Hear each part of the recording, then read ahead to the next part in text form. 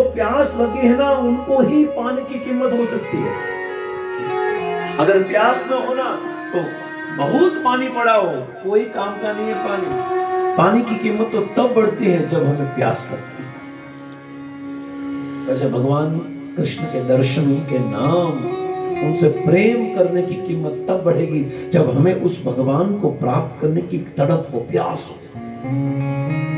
अगर हम ऐसा समझे कि नहीं बस अब अभी में कोई प्यास नहीं, हम समझ गए भक्ति को, भजन को, भगवान की कथा को, तो रस नहीं मिल पाएगा।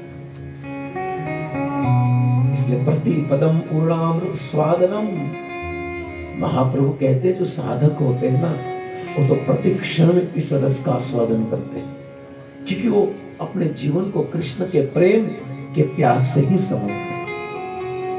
और ऐसे प्यास के कारण जो मुख से उद्गार निकला है, जो शब्द निकला है, जो गीत निकला है, वही गोपी गीत है। ये गोपी गीत नहीं है, प्रेम गीत है। ये जो गीत निकला है हृदय से निकला है। ये जो संगीत निकला है उनमें राग नहीं था, अनुराग था। और इस भाव से गाया, जयति तेधिकं जन्मना व्रज,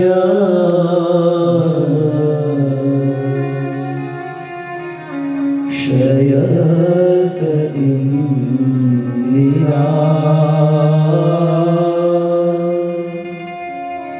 शाश्वत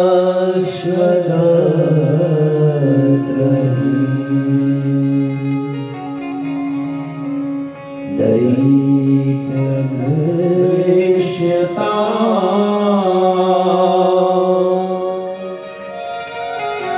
दीक्षुतावका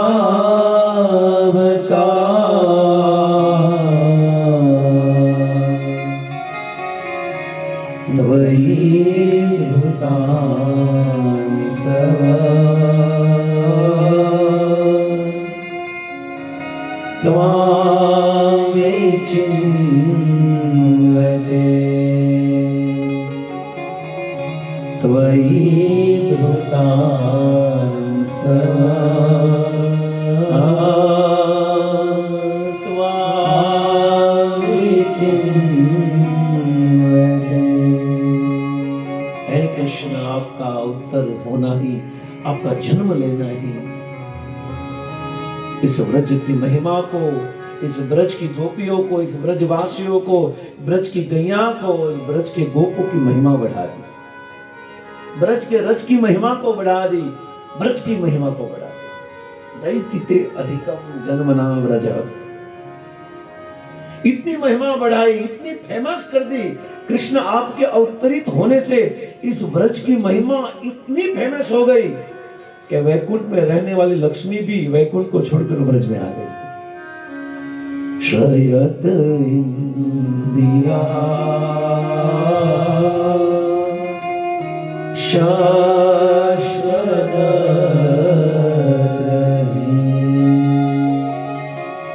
वैकुंठ के नारायण भी उनको फीके लगने लगे जब कृष्ण जयति तेधिकम जन्मना व्रज, ब्रज में आने से लक्ष्मी को वैकुंठ फीका लगने लगा और सब को छोड़कर कृष्ण के पास गई। कृष्ण का दर्शन करने के लिए ब्रज में घूम रही है कि किसी न कोने से एक बार भगवान श्याम सुंदर का दर्शन हो जाए तो वैकुंठ से ब्रज में आने का धक्का सफल हो जाए। हम भी कथा में आते हैं तो कथा सुनते सुनते अगर कोई भगवान की लीला हमारे हृदय को स्पर्श हो जाए तो हमारी 7 दिन कथा आने का सार्थक हो गया, समझ लीजिए। हमें सार्थकता मिल गई, हमारी कथा सार्थक हो गई। एक क्षण के लिए भी भगवान कृष्ण के लिए सच्चे भाव से कोई पुकार निकले, कोई गीत निकले, कोई संगीत निकले, कोई राग निकले, कोई अनुराग निकले, कोई विराग निकले, राग से भी बड़ा अनुराग और अनुराग से भी बड़ी चीज है वैराग। और वैराग में भी प्रलंब भाव छुपा हुआ है। अनुराग में रागानुगा भक्ति का स्पर्श है और राग में थोड़ी साधन भक्ति का मिश्रण है। थोड़े स्वयं के लिए भी राग में गाते हैं और कोई कोई राग भगवान के लिए भी होता है। और यही सार्थक है हमारे जीवन का। बस भगवान कृष्ण को याद करते करते, भगवान का स्मरण करते करते बस कुछ उनका अनुभव हो जाए, कुछ भगवान के नाम लेने की लालसा अंदर प्रकट हो जाए, उनसे प्रेम करने की आदत हो जाए, तब हमारी कथा में आना सफल हो सकता है। सनातन गोस्वामी कहते हैं कि श्रीमद् भागवत है सर्वशास्त्र अमुदि सर्व शास्त्र पीयूष, सभी शास्त्र का पीयूष है, सार है, अमृत है। और सभी शास्त्रों का मंथन करने के बाद जो मक्खन के रूप में, माखन के रूप में जो बाहर निकला वही भागवत है। इस भागवत को पिबतम भागवतम रसमालयम, इस रस को पीते रहो पीते रहो पीते रहो। और जितना जितना कृष्ण कथा हरि नाम को लेते रहे उतनी प्यास बढ़ती रहे, उनका अंत समाप्ति न हो जाए, हमारे भजन की उत्कंठा सुप्त न हो जाए, वो प्रतिक्षण जागृत रहती है। इस संसार में विषय को भोगने की जितनी आसक्ति है, धन को प्राप्त करने की जितनी लालसा है, उतनी लालसा कृष्ण कथा की हो जाए बस। तो गोस्वामी उनको लोल्युम कहते हैं। यही अमृत है कथा।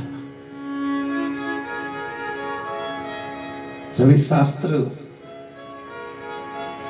समुद्र के समान है और कलयुग का जीव पूरे समुद्र को नहीं पी सकता।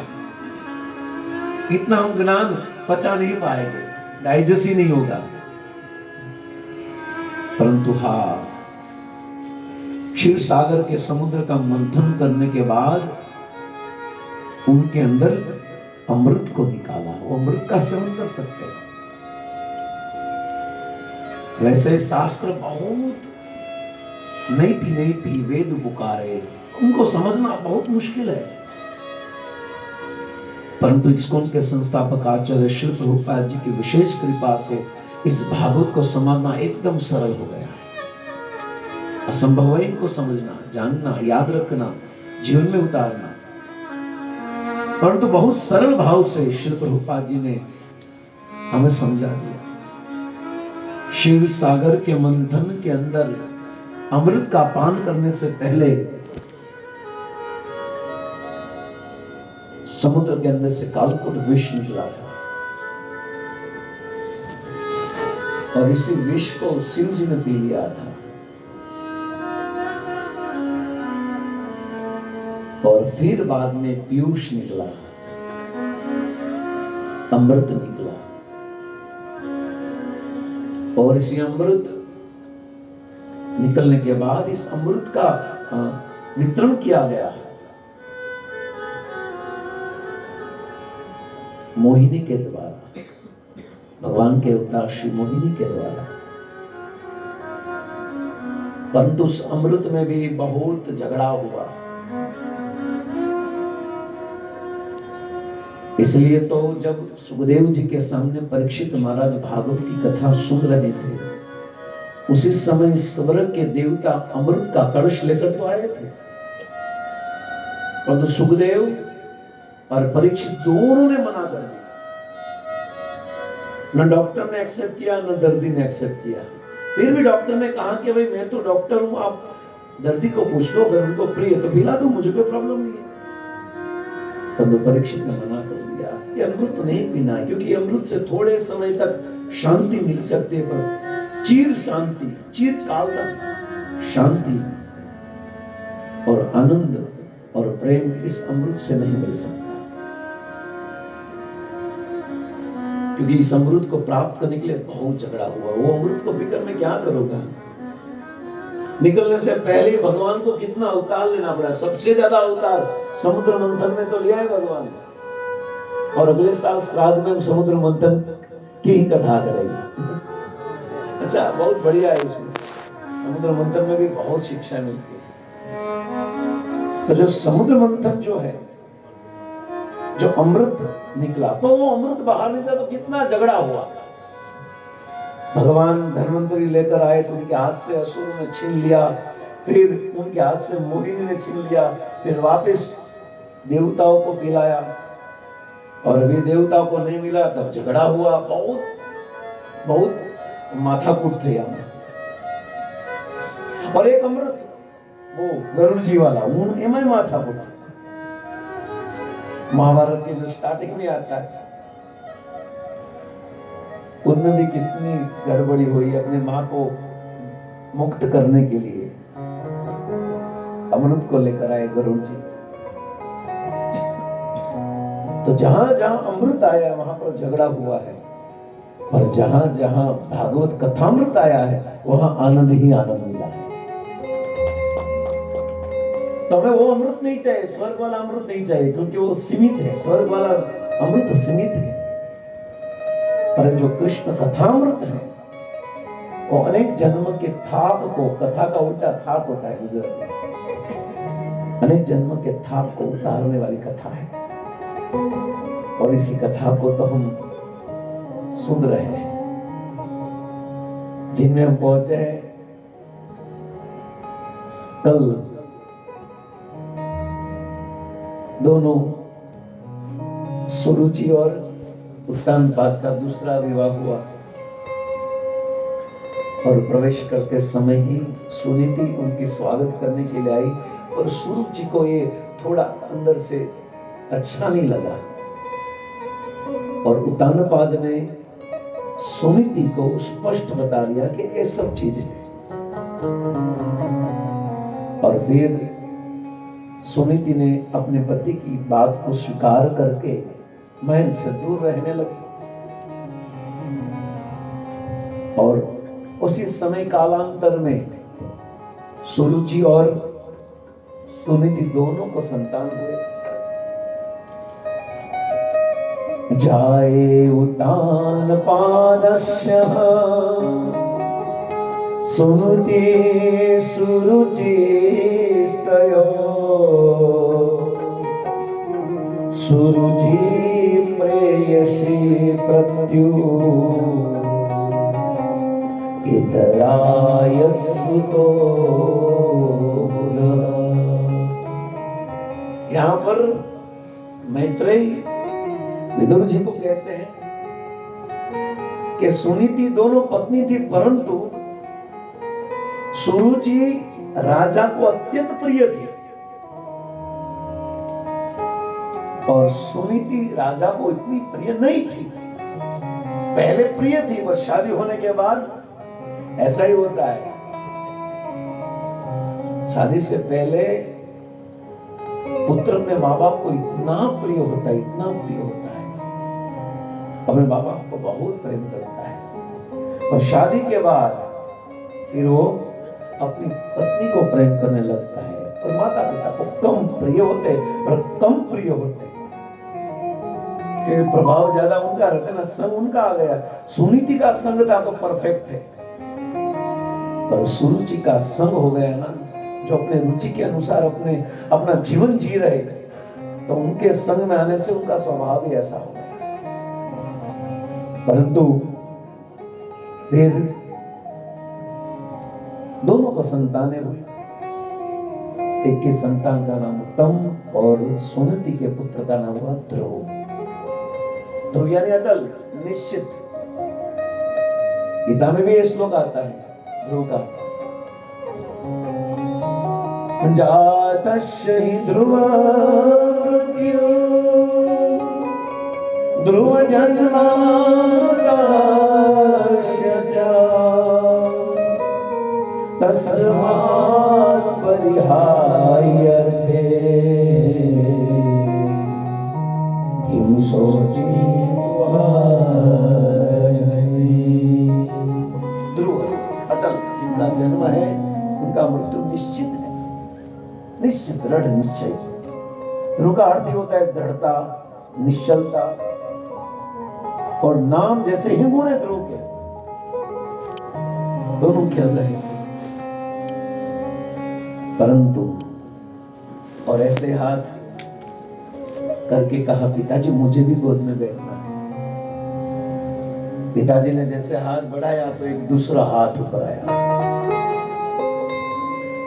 किसका आया वो? सूरज जी का।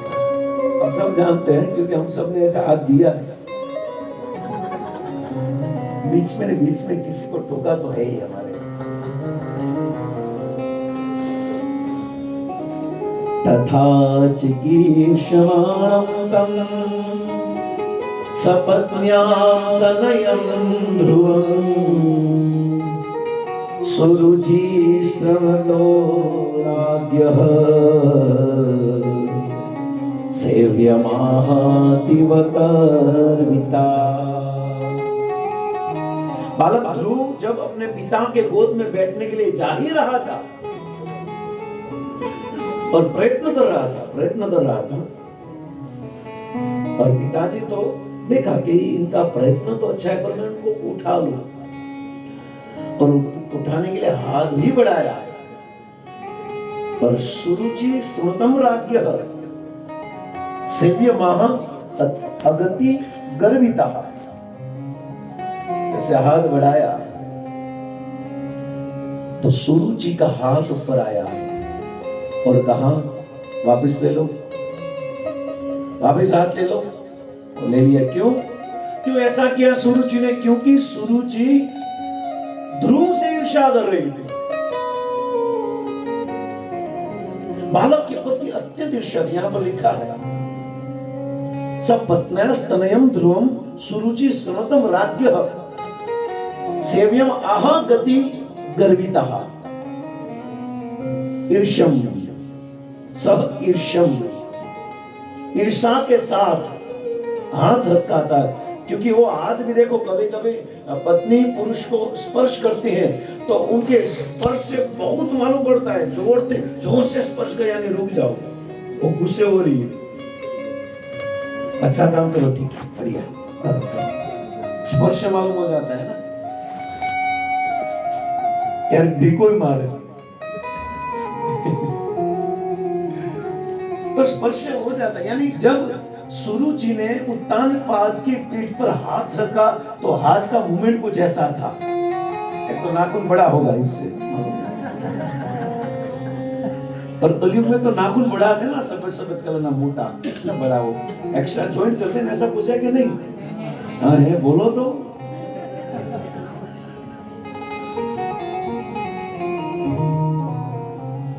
पुतना गई, पर पुतना का लक्षण थोड़ा थोड़ा है। ऐसा रहती है और ऐसे बैठते हैं, ऐसे सब दिखते हैं, और ऐसे फोटो भी एकदम नजदीक से एकदम करके ये आना चाहिए, नाखून आना चाहिए। तो अगर सुरुचि उत्तानपाद को उंगली से स्पर्श करे तो कोई प्रॉब्लम नहीं था, पर कहां से स्पर्श किया? नाखून से। यानी ये तो आदत ही था, क्योंकि ये बहुत चिल्लाती थी। यानी मालूम हो गया कि अभी सावधान रहना है, हिलना नहीं, क्योंकि ऊपर से हाई कोर्ट का इशारा आ गया है। एकदम मालूम हो गया, हाथ के साथ क्या ले लिया तुरंत।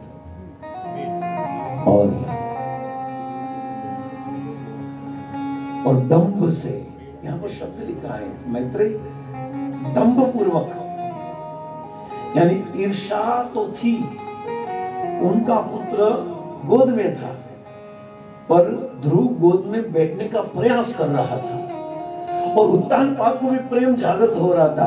तो अंदर दंभ ये था, ईर्ष्या तो थी बालक के पर उत्तानपाद के प्रति द्वेष ये था, दंभ ये था कि ये ज्यादा प्रेम न करने लगे ध्रुव को। शब्द आया है, सुरुचि शृणुतं राज्ञः शईर्षाहतिर्गर्विता। सुरुचि शृणुतं राज्ञः, दंभ था उनके पति के प्रति कि वो उनको ज्यादा प्रेम करेगा तो अपने सगे पुत्र से प्रेम कम करने लगेगा। और द्वेष था ध्रुव के प्रति। तो अपनी मां के पास जाना, एक तो बेटा है मेरा पुत्र, तू क्यों बैठ रहा है? दम्भ था, ईर्ष्या थी, दो चीज थी सुरुचि के अंदर। एक चीज में शिक्षा भी लेकर जा रहे, लेसन भी हम लेते जा रहे हैं। जब हमारे घर की कोई भी सभ्य कोई सत्कर्म करने के लिए जाए ना, तो ना ईर्ष्या होनी चाहिए, ना दंभ होना चाहिए। और हो रहा है, हमारे घर के कोई अच्छे कार्य करने के लिए जाए, कोई हाथ बढ़ाए, तो तुरंत ही ऊपर से नहीं, ऊपर से ऑर्डर आता है ना, આપણે કે ને આપણે ઉપરથી ઓર્ડર છે, નથી જવાનું, तो बस हाथ ऐसे बंद कर दो रोकना। कर्म करने के लिए जाए तो उनका जो संगी है, उनके साथ रहने वाले, उनके जो जीवन साथी है, उनको कभी भी न दंभ करना चाहिए, ना ईर्ष्या करनी चाहिए। पर यहाँ पर दंभ पूर्वक ईर्ष्या, दोनों चीज आ गई साथ में, इसलिए टोन भी बढ़िया हो गया। देखो, एकदम आपको जिनके प्रति ईर्ष्या है, और ईर्ष्या भी है, और सामने वाले व्यक्ति ने उनकी इच्छा के विरुद्ध काम कर दिया है, तो दोनों क्रोध एक साथ उन पर आया। और क्या कहा सुरुचि ने? नवत्सं नृपति ध्येयं भगवान् आरोढुर्महति न गृहीता मया यत्त्वं कुक्षमपि नृपात्मज। नृप ये राजा आत्मज यानी उनका पुत्र। श्रीमद् भागवत के 10वें स्कंद में भी जब भगवान कृष्ण का प्रागट्य हुआ, जन्म हुआ, भगवान अवतरित हुए, भगवान का प्रादुर्भाव हुआ, तब यही सुखदेव गोस्वामी ने यही लिखा है, नंदस्य आत्मज उत्पन्ने, यानी यशोदा के घर वसुदेव जी जो कृष्ण को लेकर आए थे, वो तो कृष्ण थे ही, और ऑलरेडी पहले से यशोदा को कृष्ण का जन्म हो ही चुका था। यशोदा ने कृष्ण को जन्म दे ही दिया। पर मथुरा वाले कृष्ण और वृंदावन वाले, गोकुल वाले कृष्ण दोनों एक हो गए। विश्वनाथ चक्र ठाकुर इसी श्लोक की टीका में कहते हैं, वरना ये शब्द नहीं आता, नंदस्य आत्मज उत्पन्ने। नंद बाबा के आत्मज के रूप में भगवान प्रकट हुए, वसुदेव नंदन। यानी ये स्पष्ट होता है, यानी जब जो गहराई से भागवत को पढ़ते उनकी बात है, जो गहराई से भागवत को पढ़े तो उनको कंफ्यूज हो सकता है कि भाई कैसे हो सकता है, ये तो लाए वसुदेव जी कृष्ण को, तो यह नंद का आत्मज क्यों कहा है? इसलिए हमारे आचार्य ने इस भागवत पर सुंदर टीका लिखकर हमारे मन का समाधान कर दिया है। यानी मथुरा का कृष्ण गोकुल के कृष्ण के साथ एक हो गया, और जब उद्धव जी, अक्रूर जी जब लेने के लिए आए, तब यही कृष्ण जो वसुदेव जी लेकर आए थे उनको, पर कृष्ण वृंदावन परित्यज्यम पादेकम न गच्छन्ति, वृंदावन को छोड़कर कृष्ण कहां भी नहीं जाते, क्योंकि वृंदावन कृष्ण का प्राण है, कृष्ण का घर है, कृष्ण का हृदय है। और कृष्ण का स्मरण अगर हो, कृष्ण के चरण की रज, अगर कृष्ण के चरण की छाप हो, तो वृंदावन है। वृंदावन को विस्मृत भगवान कृष्ण कभी भी नहीं कर सकते। थोड़े समय के लिए भी भगवान द्वारकाधीश या मथुरा नरेश वहां रहे गोकुल में, फिर भी उनको वो कृष्ण की लीला को, यानी गोकुल की लीला को विस्मृत नहीं कर सके। 16,108 रानियों के बीच में रहकर भी वो द्वारकाधीश कृष्ण ब्रज में नंद बाबा और गोपियों को भी याद करता है। वृंदावन का कण कण बोले श्री राधा, वृंदावन का कण कण बोले श्री राधा।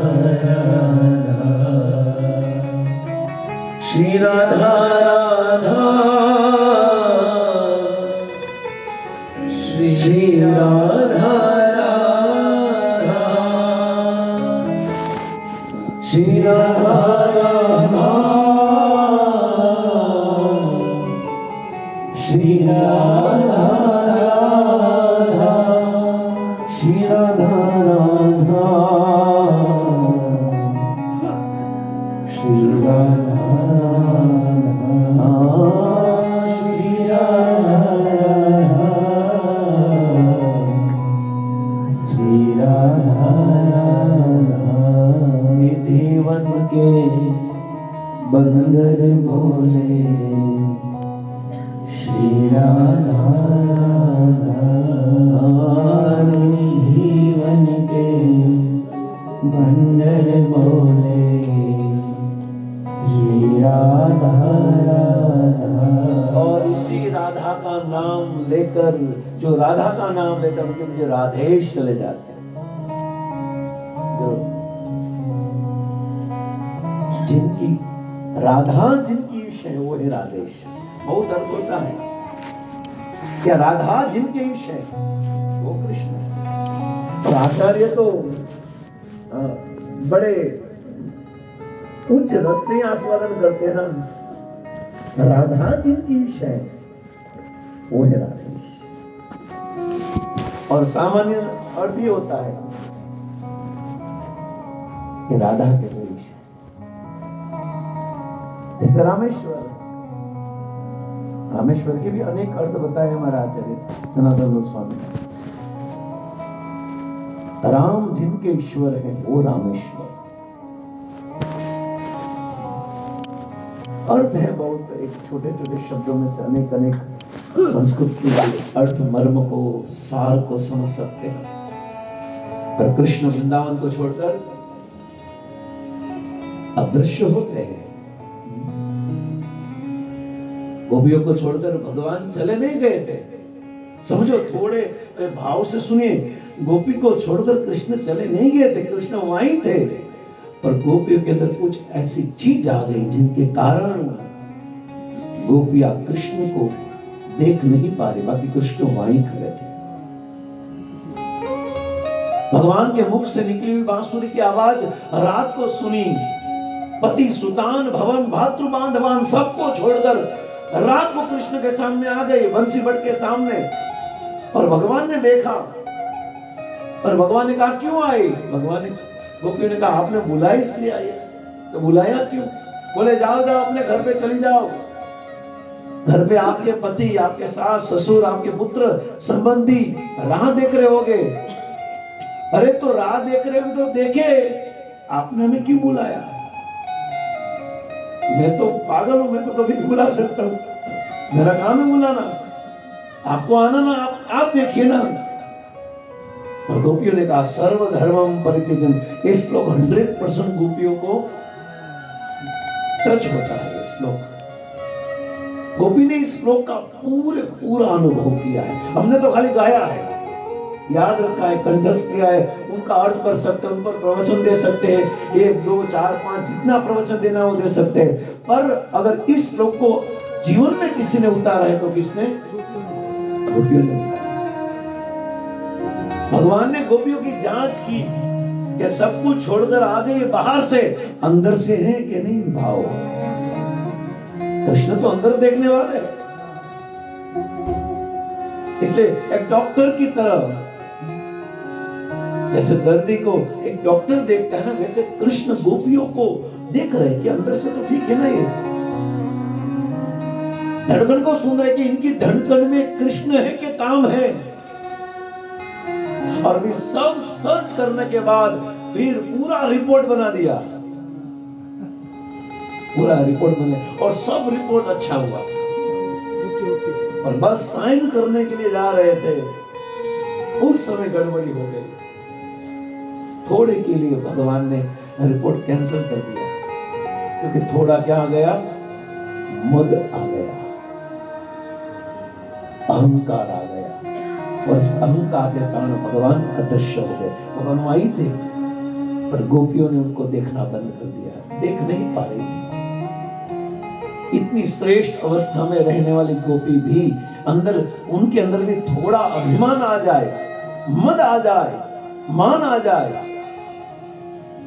तो भगवान चले जाते हैं। सोचो हमारी क्या औकात है, हमारे अंदर तो अहंकार के पुतले, हम कितना भरा पड़ा है अहंकार, कैसे कृष्ण हमारे साथ रह सकते हैं?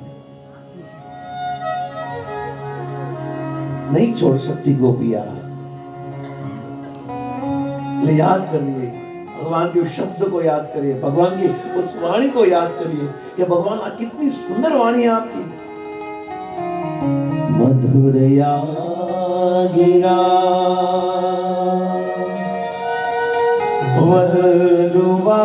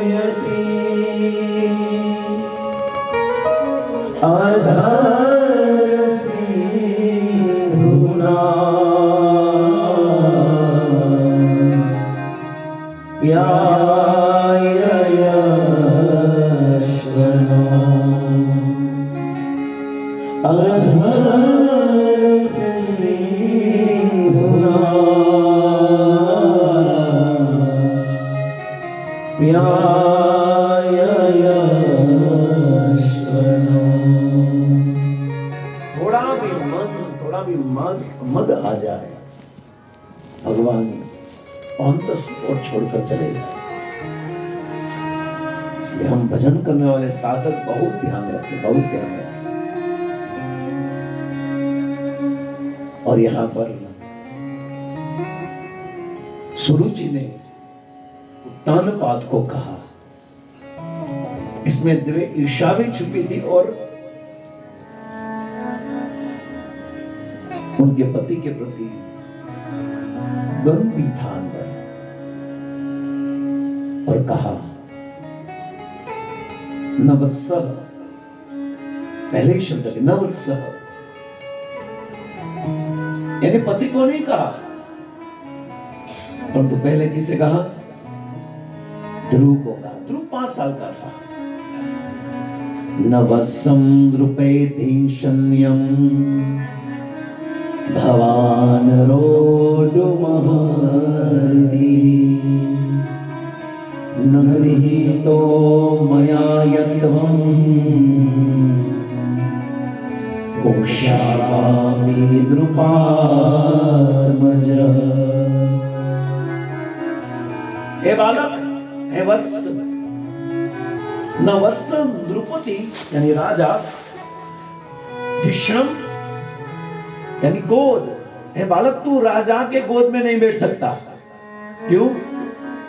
भवान आरूढ़ न हरति, तू आरूढ़ नहीं हो सकता, तू राजा के गोद में नहीं बैठ सकता। तू सिंहासन पर, यानी वो राजा की गोद में बैठने नहीं जा रहा था। यानी सुरुचि ने सोचा कि राजा की गोद में नहीं बैठ रहा है, क्योंकि राजा कहां बैठा था? सिंहासन। तो आज ये राजा की गोद में बैठ जाएगा, कल ये सिंहासन पर अधिकार जमाएगा। देखो बहुत सूक्ष्म सब बात है। भवान आरूढ़म अहर्ति, भवान यानी हुआ, बैठा, प्रयास किया। हे बालक, तू राजा की गोद में या तो तू राज सिंहासन पर बैठने के योग्य नहीं है। सही बात है, वो बात गलत नहीं है, क्योंकि एक तो छोटा है और ऑलरेडी राजा है। राजा न तो उनका पुत्र बैठ सकता है, राजा न हो तो उनका पुत्र बैठ सकता है। तो उनकी बात एकदम परफेक्ट है, गलत नहीं है सुरुचि ने कहा। परंतु गलत यह थी कि ये बात खाली ध्रुव को नहीं कहनी थी, उनके सगे पुत्र को भी बोलनी चाहिए। उनका इशारा मान लो एक ही तरफ था, किसकी ओर? बेटा तू राजा या सिंहासन बैठने के योग्य नहीं है, क्योंकि अभी तेरा पिता या राजा जिंदा है। तो दोनों तरफ उंगली करनी चाहिए थी, और वास्तव में उंगली तो उत्तम की तरफ ही होनी चाहिए, क्योंकि वो बैठ गया था, बैठा नहीं था। परंतु जब ईर्ष्या हो जाती है ना, तब बुद्धिनाशा प्रणश्यति, जब हमारी बुद्धि शून्य हो जाती है, जब हमारे अंदर कामना आ जाती है, क्रोधाद भवति सम्मोह, सम्मोह स्मृति भक्षाद स्मृति बुद्धिनाशा, बुद्धिनाशा सब कुछ खत्म हो जाता है। यहां पर मान लो इतनी बुद्धिशाली सुरुचि कि शास्त्र की दृष्टि से देखे, जगत की दृष्टि से देखे तो बराबर है। वो सौतेले पुत्र को क्यों बिठाना है भाई, बराबर है, पर तत्व से शास्त्र से देखे तो रॉन्ग है। और फिर बताया कि बेटा निसंदेह न गृहीत्वाम मया यत्वम नृपते दृश्यम, निश्चित तू बेटा राजा का पुत्र है। ये क्लियर किया रुको कि बेटा तू राजा का पुत्र है, निसंदेह तू राजा का पुत्र है, परंतु तू मेरा पुत्र नहीं है। समझो ये बात, और ये बात छोटे बच्चों को बताने की जरूरत है। एक कितनी बड़ी बात बोल रही है, ये छोटे बच्चे क्या इनको डाइजेस्ट कर पाएगा? ये बेटा निश्चित ये राजा तेरा पिता है, पर तू मेरा पुत्र नहीं है। न गृहीत्वा मया सत्वम, तू मेरा पुत्र नहीं है।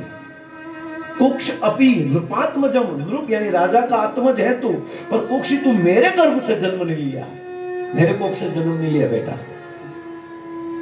मेरी कोख से तू उत्पन्न नहीं हुआ, इसलिए अपने पिता के गोद में बैठने योग्य तू नहीं है। ध्रुव महाराज अवाक हो गए, एकदम आश्चर्य हो गए।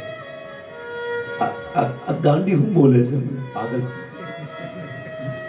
ये बच्चे के अंदर थोड़ा कुछ पक्षपात होता है। ये इतनी बड़ी बात मुझे बोल रही है, यानी देखा जाए तो ध्रुव महाराज ने इस बात को पकड़ लिया है, यानी दिख रहा था छोटा पर है बड़ा। क्यों पकड़ा? क्यों? वरना अगर छोटी बुद्धि है तो क्यों पकड़ा इस बात को? पर पकड़ लिया उन्होंने भी।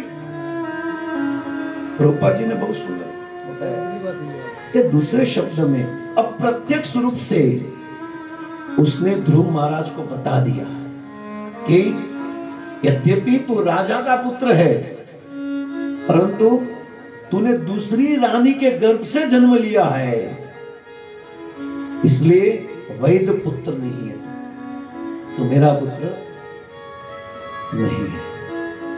अब क्या सीन हुआ होगा सोचो आप। एक छोटा सा बालक इतनी बड़ी बात सुन रहा है, समझ रहा है और थोड़ा मंथन कर रहा है, और फिर मंथन करने के बाद ये बालक को और एक श्लोक में कहा सुरुचि ने,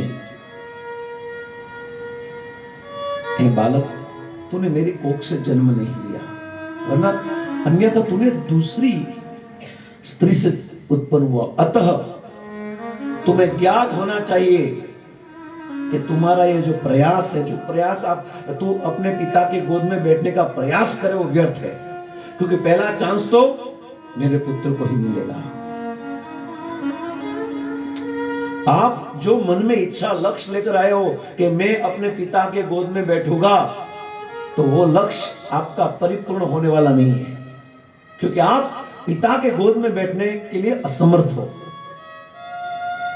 यानी मान लो टीचर बन गई। प्रभुपाद जी ने उसी श्लोक में कहा कि ध्रुव अबोध बालक था। अगर अबोध बालक है तो इतना क्यों सुन रहा है? वो अबोध बालक है, अतः वो दोनों रानियों के बीच अंतर नहीं समझ, वो दोनों रानियों को अपनी मां समझ रहा था। बालक को कोई इतना ज्ञात नहीं होता है कि मेरी सगी मां है या मेरी पराई मां है, सौतेली मां है। जब तक उनको ज्ञात न होता, बड़े होने जाने के बाद तो मालूम हो जाता है, पर छोटे बच्चे को कहां ज्ञात होता है। इसलिए तो विदुर को, यमराज जी को विदुर बनना पड़ा, क्योंकि कुछ डिसीजन रॉन्ग ले लिया।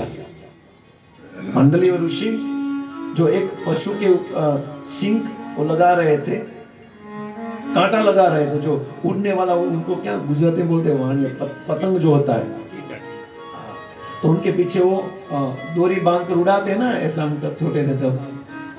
तो इनके प्रतिफल में उनको सजा दे दी, फांसी की सजा, पर मरे नहीं वो।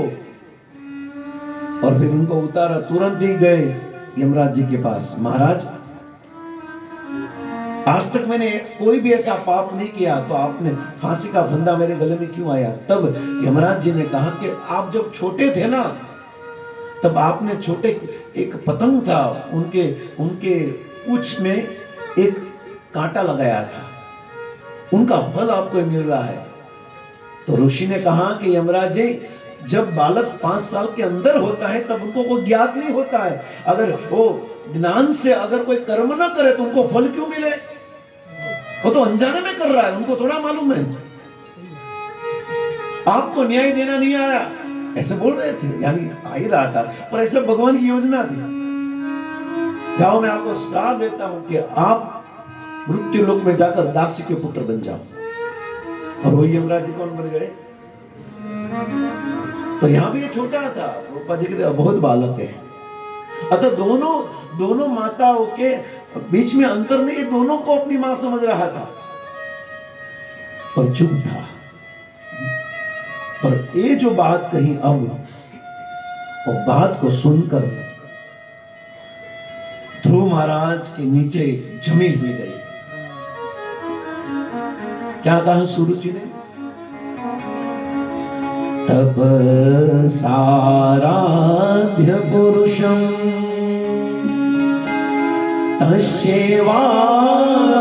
तस्यैवानुग्रहेण में गर्भे त्वं साधयात्मनं यदर्हसि नृपासनम्।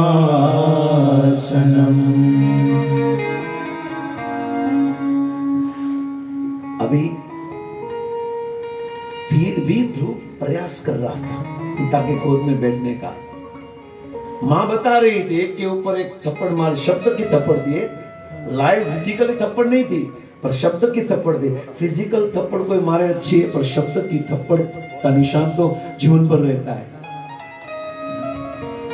सीधा थप्पड़ मारे ठीक है, थोड़ा सूझ जाएगा, 2, 5, 7 दिन में अच्छा हो जाएगा, पर जो शब्द की टिका वाले शब्द जो आएगा ना, वो निशान तो पूरे जीवन तक नहीं निकलेगा। इसलिए हमारी वाणी मधुर रखो, जिस वाणी के कारण सामने वाले व्यक्ति का हृदय दुखी हो, व्यथित हो, ऐसी वाणी नहीं बोलनी चाहिए। यहां तो ये इतनी बड़ी सुरुचि अनुभवी छोटे बालक के साथ, अगर आपने, सामान्य है कि बड़ी कोई माता होती है, बच्चे के साथ थोड़ा झगड़ा करती है, पर यहां तो ये बहस हो रही थी, तर्क हो रहा था। पर ये जो बात कही, तपशाराध्य पुरुषम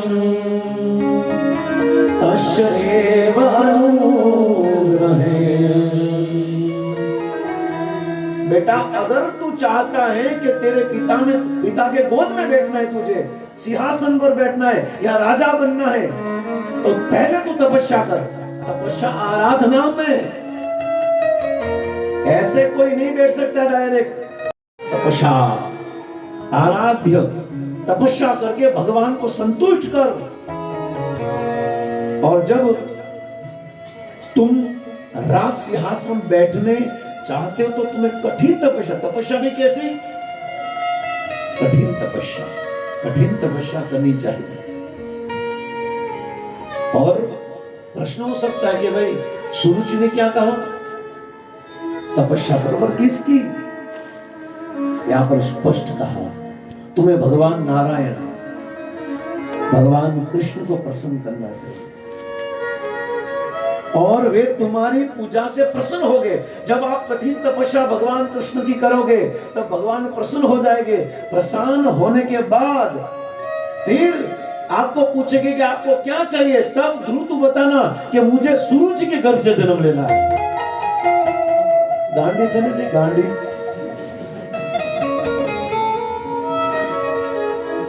और ये बात कोई सामान्य व्यक्ति भी नहीं समझ पाएगा, बुद्धि वाला व्यक्ति भी नहीं समझ पाएगा, छोटा बच्चा कैसे समझ पाएगा।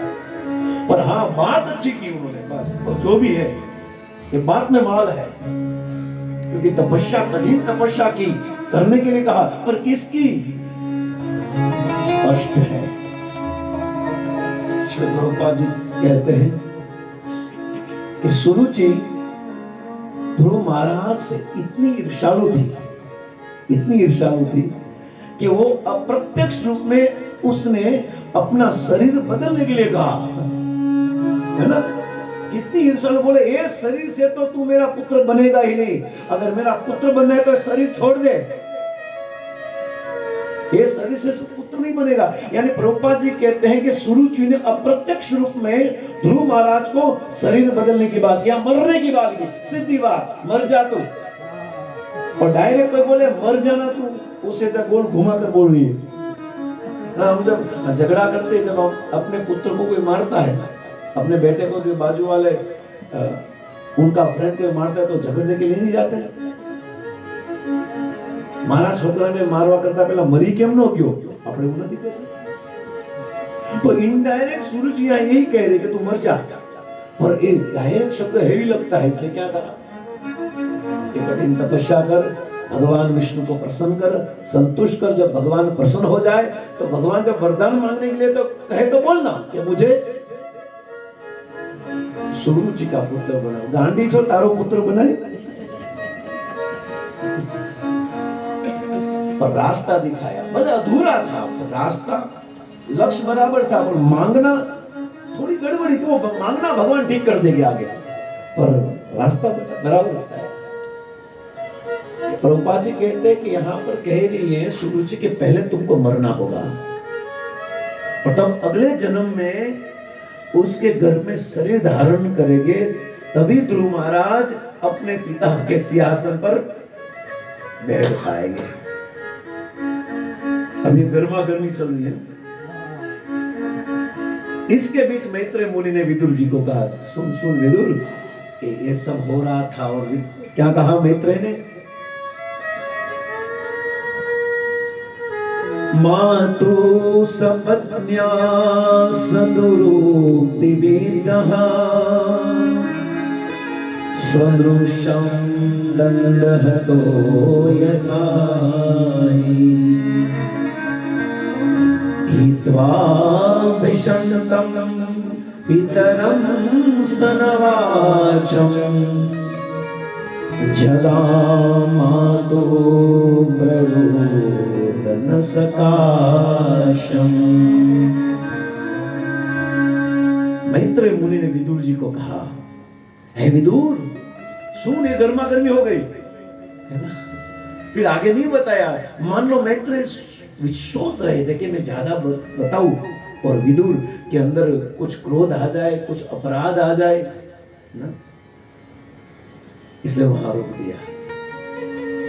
वहां क्योंकि अनुभवी था ना मैत्रेय, भगवान कृष्ण के सानिध्य में था, कृष्ण से प्राप्त हुआ ज्ञान था मैत्रेय जी का, अनुभवी था। और पुस्तक पढ़ने से ज्यादा मुख्य अनुभव, पुस्तक तो पढ़ना ही चाहिए, और सबसे ज्यादा प्रधानता क्या होती है? अनुभव की। जब पितामह भीष्म बाणशैया पर पड़े थे, मर रहे थे, तो वहां पर कौन कौन आया था? सबसे पहले उनके गुरु परशुराम थे। पूरे भागवत को लिख लेने वाले व्यास थे, सुखदेव थे, दौम्य थे, ये बड़े बड़े दिग्गज कहां आए थे? भीष्म पितामह जो मर रहे थे, जिन्होंने अन्न किसका खाया था? दुर्योधन का। पापी, ईर्ष्यालु, कपटी दुर्योधन का धन खाया, धान्य खाया था। ऐसे कपटी का साथ देने वाले भीष्म को सुनने के लिए सब लोग क्यों आए? प्रश्न होता है ना। जो दुर्योधन के पक्ष में था, जो अधर्म के पक्ष में था, जो कपट के पक्ष में था, जो जानता था कि गलत चीज है, तो भी पितामह भीष्म ने नहीं बताया। तो मरने के समय सब लोग एकजुट होकर क्यों गए सुनने के लिए? भीष्म का अनुभव सुनने के लिए गए थे। यस्वानुभाव अखिल सार में। प्रभुपाद जी ने भी भागवत को लिखते समय ये लिखा है श्लोक, बहुत सुंदर श्लोक। अनुभव, पितामह भीष्म मृत्यु के समय अपना अनुभव कहेंगे। वैसे ही यहां पर मैत्रेय जी ने, ये पूरी गर्मी चल रही थी, अब ध्रुव महाराज जिन्होंने हाथ खड़ा कर दिया था उत्तानपाद की ओर, पर सुरुचि के कटु वचन से मान लो ध्रुव महाराज के हाथ को काट दिया। सुरुचि का जो शब्द था वो तलवार की धार की तरह था, और तलवार की धार वाला शब्द एक प्रेम और लालसा और पिता के गोद में बैठने की आकांक्षा वाले ध्रुव महाराज के हाथ को काट दिया। और इसी बात को देखकर मैत्रेय जी ने कहा है, विदुर, जिस प्रकार से लाठी से मारा गया सर्प क्या करता है? फुफकारता है, फुफकारता है। उसी प्रकार ध्रुव महाराज अपनी माता के कटु वचनों को सुनकर इतना आहत हो गया, उनके हृदय इतना दुखी हो गया कि क्रोध के कारण तेजी से सांस ले रहा था। क्या अद्भुत उदाहरण दिया है मैत्रेय। मैत्र तो मैत्र है। मातो सपन्यान ससुरोक्ति विद्या श्वशनुस्राव नंदहतो यथाहि हित्वा विशंतम पितरं सनवाचम् जगामातो प्ररुदं सकाशम्। एकदम कांप रहा था, यानी सुरुचि के मुंह से निकला हुआ विष समान शब्द किसके अंदर आ गया? ध्रुव ने एक्सेप्ट कर लिया। सुरुचि ने जो कटु वचन वाली रिक्वेस्ट ध्रुव महाराज को भेजी फेसबुक में, तो ध्रुव महाराज उनको क्या कर दिया? एक्सेप्ट कर लिया। और जैसे कोई सर्प को मारा गया और वो क्या होता है? फुफकारता है। મને હિન્દી મારું પાકું થાય છે, ગુજરાતી નું જે હોય ફૂફકારતા है, बराबर है ना सर? અહીંયા લખ્યું છે એટલે કહું છું।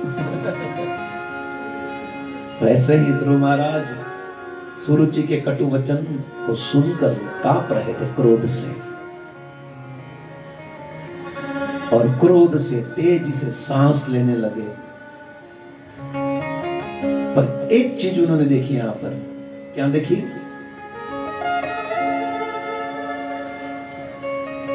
हित्वा मिशंतम पितरं सनवाचम। पितरम यानी पिता। एक चीज, एक क्रोधित था, निश्चित कांप रहा था, पर कांपते कांपते वो पितरम अपने पिता को देख रहा था, और पिता को देखकर बोल नहीं रहा था, परंतु उनके शब्द बाहर निकल रहे थे। हे पिताजी, शर्म करो, शर्म। ये मेरी माँ तो सोती ले कुछ भी बोल सकती है, पर बाप तो तुम्हारा होगो सोने, बाप तो तू मेरा ना, तू तो कुछ बोल। पर हित्वा मिशंतम पितरं सनवाचम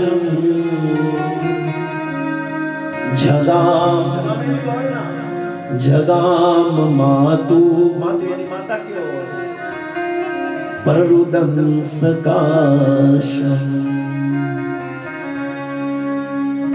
पिताजी मौन थे, पितरं सनवाशम, चुप थे। वहां कोई प्रतिपाद नहीं किया, कोई शब्द नहीं कहा, पर तुरंत ही उन्होंने उस स्थान को छोड़ दिया। जगाम मातु, स्थान को छोड़कर कहां गए? मातु यानी माता के पास, और अपनी माता के पास गए। और माता के पास जाकर ध्रुव महाराज तो छोटे थे, उन्होंने जितना बताया वो बताए, पर साथ में दासियां भी थी। आचार्य कहते थे कि जब ध्रुव महाराज दौड़े तो थे तो राजकुमार ना, तो उनके साथ सब दासियां भी दौड़ी गई माँ के पास, सुनीति के पास, और एकदम फुफराता हुआ, रोता हुआ, क्रोध से उनकी आंख थी, कांपता हुआ दौड़कर माँ के गोद में चला गया और धुरुसके रड़वा लगा और रोने लगा। जब रो रहा था तब बोल नहीं पा रहा था, क्या हुआ? यानी सुनीति ने सोचा कि पहली बार ऐसी स्थिति हुई है। ध्रुव, क्या हुआ बेटा, क्या हुआ?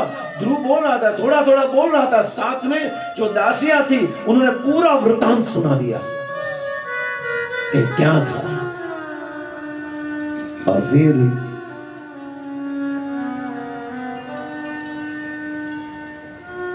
सुनीति को मालूम हो गया कि सुरुचि की कटु वचन को सुनकर आया है। सुनीति की शिक्षा अद्भुत है, बहुत सुंदर। एक माँ को पुत्र को क्या शिक्षा देनी चाहिए, सीखनी चाहिए।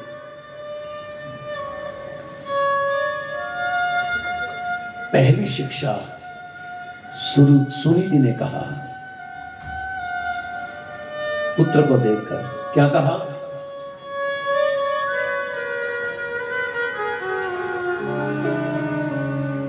दीर्घ बसंती रुजिजन्यपारम् अपश्यति बालकमाबाला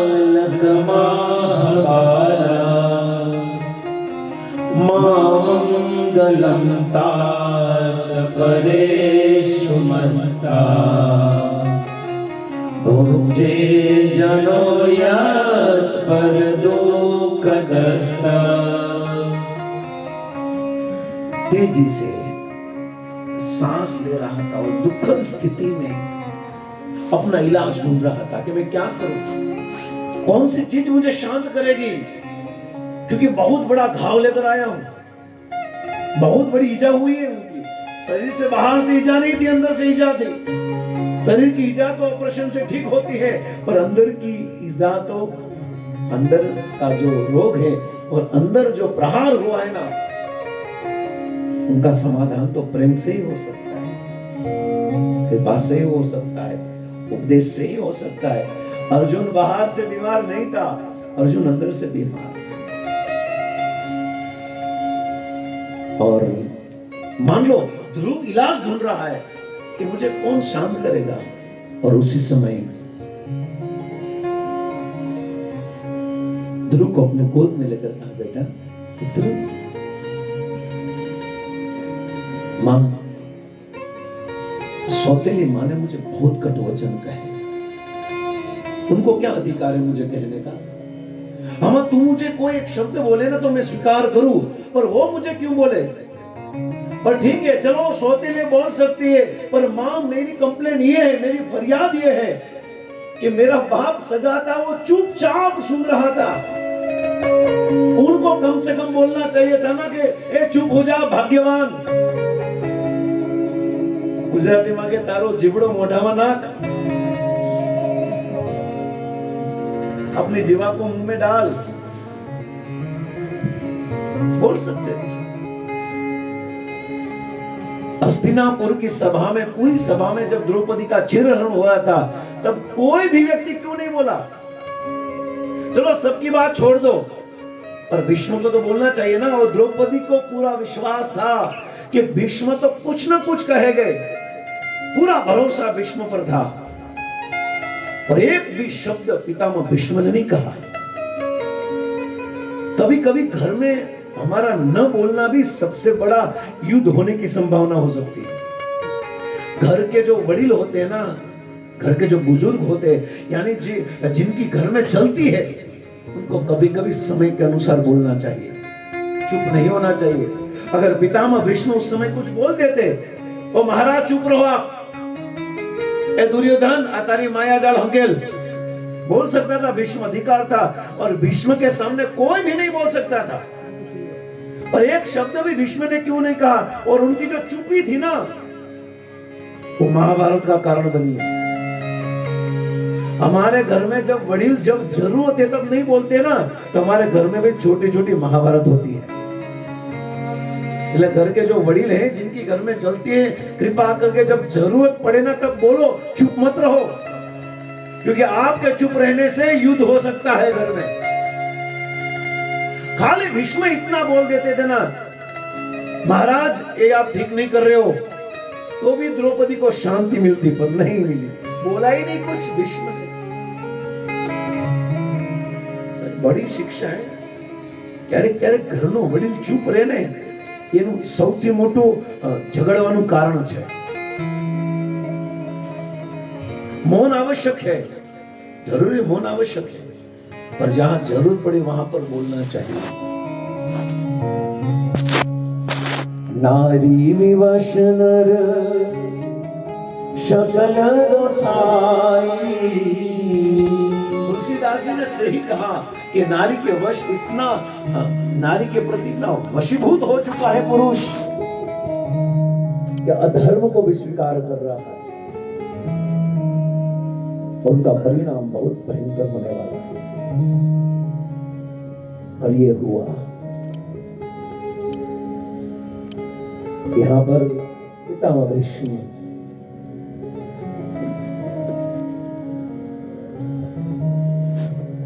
कुछ नहीं बोले। उनका कारण ये हुआ, यहाँ पर उत्तानपाद कुछ नहीं बोले ना, इसलिए आगे बहुत बड़ी घटना होने वाली है। खाली इतना बोलना था, कुछ बेटा आजा बेटा, ए चुप रहे, चुप रहे, 2 मिनट बिठा कर छोड़ दूंगा नीचे, क्या प्रॉब्लम, इतना ही करना था। ध्रुव महाराज की कथा आगे बढ़ेगी नहीं, तो इतनी बढ़ रही इसलिए क्योंकि वो कुछ बोला नहीं। और यहाँ पर बोलते रोते रोते है ना, देखते हम छोटे बच्चे जब रोते रोते बोलते हैं ना, वो स्वर हमें सुनाई देता है ना, उनमें करुणा बहुत ज्यादा होती है।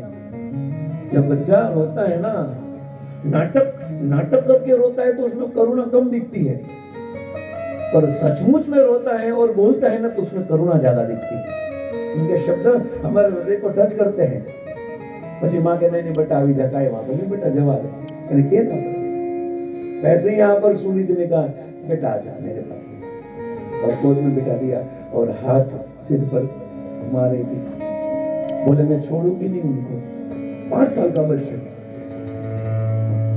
सुनीति सूरज नावे थी हमारी हाथ में, पत्थरों नो मारू तो कह दो। मैं ऐसा करना चाहिए। 5 साल के बालक इतनी बूढ़ी हो गई, घड़ी हो गई, इतनी बड़ी उम्र वाली हो गई, क्या ऐसे बोलना चाहिए बच्चों के साथ? नहीं, और मैं बाहर का थोड़ा हूं मैं। मां उनको समझा दे, ठीक नहीं है, मेरे साथ ठीक नहीं किया, एटीट्यूड जो क्यों हो। मां ने कहा बेटा हमें कभी भी किसी अन्य किसी के प्रति अमंगल नहीं सोचना चाहिए। देखो क्या पहला उद्देश्य है, बेटा चुप हो जा, हमें कभी भी किसी के प्रति खराब नहीं सोचना, जो कुछ भी हो उनके विषय में नहीं सोचो। कभी भी हमें दूसरे को कष्ट नहीं पहुंचाना चाहिए। यानी यहां तक तैयार था ध्रुव कि जब मिले ना सुरुचि और उत्तानपाद મળે ने तो घा कर ही ले। इसलिए अगर देखो दूसरे पर कभी कष्ट नहीं पहुंचाना चाहिए, क्योंकि अगर हम अन्य के विषय में अमंगल करते हैं या अन्यों को कष्ट पहुंचाते हैं तो बेटा वह स्वयं दुख का कारण बनता है, वो दुख स्वयं को भुगतना पड़ता है। ये सुंदर बात कही यहाँ पर सुनीति ने, कितनी सुंदर बात की। यानी जितना क्रोध था इतना एकदम जलकर पूरा आया था क्रोधाग्नि से, और ठंडे ठंडे पानी का सीधा एक गिलास डाला अंदर, फिर भी ये भड़को कम नहीं हुआ, कम नहीं हुआ, या फिर क्रोधाग्नि तो चालू थी। फिर वापस दूसरी बाल्टी ली और कहा सत्यम सुरजा विहितम भवान में यदु भगाया उदरे गृहीता स्तन्येन वृद्धश्च विलज्जते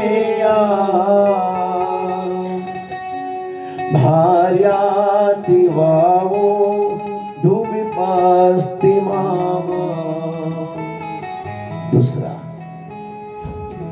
दूसरी शिक्षा दी। सुनीति कहा बेटा प्रिय, देखो यहां पर जो भी मां है ना, उन सबको समझना है बराबर।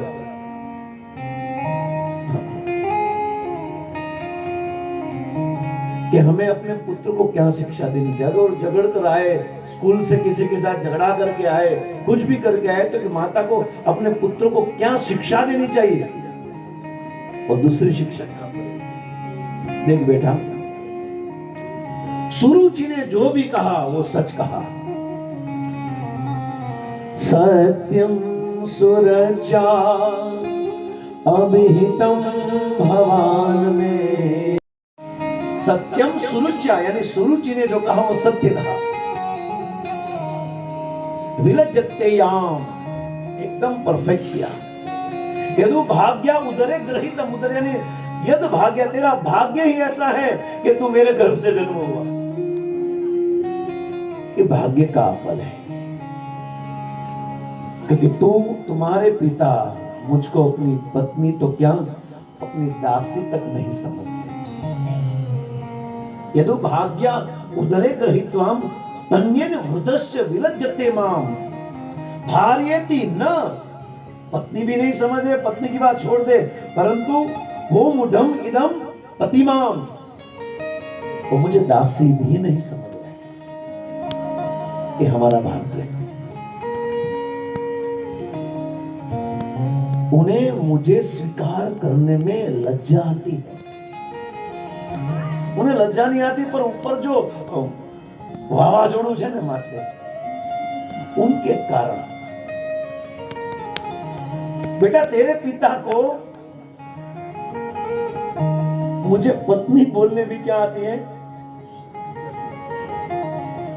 स्तन्येन वृद्ध विलज्जते मां। लज्जते, लज्जा आ रही है मां मुझको। सब पत्नियां यदास पत्नी कहने में मुझे लज्जा आ रही है उनको, तेरे पिताजी को। अतः यह सत्य है, सत्यम सुरच्यम अभियतम, ये परम सत्य है। सुन बेटा कि तुमने एक अभागी स्त्री के कोख से जन्म लिया है, स्पष्ट बता दिया। और इसी अभागी की मां के स्तनों का दूध पीकर तो बड़ा हुआ। कितनी बड़ी बात है। वो सीधा एकदम आराम से नहीं समझा रहे, जैसे भगवान ने गीता के दूसरे अध्याय में पहले और दूसरे श्लोक में जो कहा न क्लेप्यम मां स्मगम ने एतत् उपद्यते, वैसे ही धड़ाधड़ बोला दिया, एकदम थप्पड़ी मारा। देख हमारा भाग्य खराब है, स्पष्ट, कोई घुमा घुमा कर बात नहीं है। तेरे पिता मुझे पत्नी कहने में लज्जा उनको आ रही है, और तेरा दुर्भाग्य यह है कि तूने मेरी कोख से जन्म लिया है। और उससे बड़ा दुर्भाग्य यह है कि जब मैं तेरे पिता के साथ ही तब तेरा जन्म नहीं हुआ, जब मैं उनके साथ अलग हो गई तब तेरा जन्म हुआ। आ तो भागना फुटला के भाई, कितनी बड़ी लज्जा की बात। दुर्भाग्य तो यह है कि बेटा तेरा दुख का कारण यह है कि तूने मेरी कोख से जन्म लिया। बहुत ध्रुव महाराज एकदम अवाक होकर सुन रहे हैं, क्या मां बोल रही है। उनमें हमारे भाग्य की कमी है। अगर तेरा जन्म अगर मैं महाराज के साथ ही तब हो जाता तो कोई प्रश्न ही नहीं था बेटा, परंतु भाग्य का कर्म प्रधान यही रस चाखा। कर्म की गति है, कर्मणा जायते जंतु, कर्मणो गहनो गति। ये कर्म और भाग्य की गति ऐसी है कि उनमें हमारी कुछ नहीं चलती बेटा। देखो हमारा भाग्य ही हमसे विपरीत है, इसलिए सब दुख आ रहा है। न बेटा सुरुचि की गलती है, न तेरे पिता की गलती है, न तेरी गलती है, न मेरी गलती है। गलती है तो हमारे भाग्य की गलती है। हम किसी को भी उंगली नहीं बता सकते, किसी को भी दोषी नहीं ठहरा सकते बेटा, क्योंकि कोई भी दोषी नहीं होता। हमारा कर्म ही हमारे दुख का कारण है। कितना सिद्धांत बता रही है। હવે આવું આપણે છોકરાને ક્યારે કીધું? चल चल, किसने मारा? चल चल, दिखा दिखा कौन है वो? हाथમાં लाकड़ी नहीं जाए तो पाछा फिर बात भी ऐसी बोलती है माता, जैसे कृष्ण भगवान के पीछे यशोदा दौड़ी थी ना, ऐसे में लकड़ी लेकर दौड़ रही हो, पर तू यशोदा નથી અને તારો શેડાળ્યો છોકરો કૃષ્ણ નથી।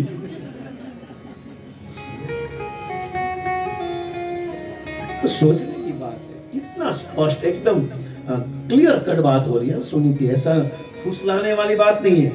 जो है वो कभी कभी माताओं को बेटे को सत्य बोल देना चाहिए। तुरंत जो बोल घुमा फिरा कर मत बताओ, पर सिचुएशन के अनुसार बताओ। वो भी जरूरी, यहाँ पर सिचुएशन थी क्योंकि ऑलरेडी बहुत घाव खा कर आया था, उनमें और 2 घाव मार दे कोई फर्क नहीं पड़ेगा ना। बहुत हम इंजर्ड होकर आए तो और 2 मार दे तो कोई प्रश्न नहीं है।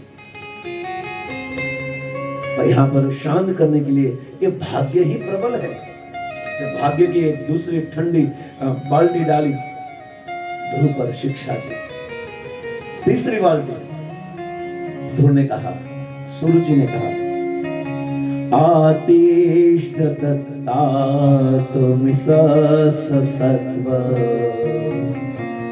मुक्तं समापि यद्व्यवलिकम्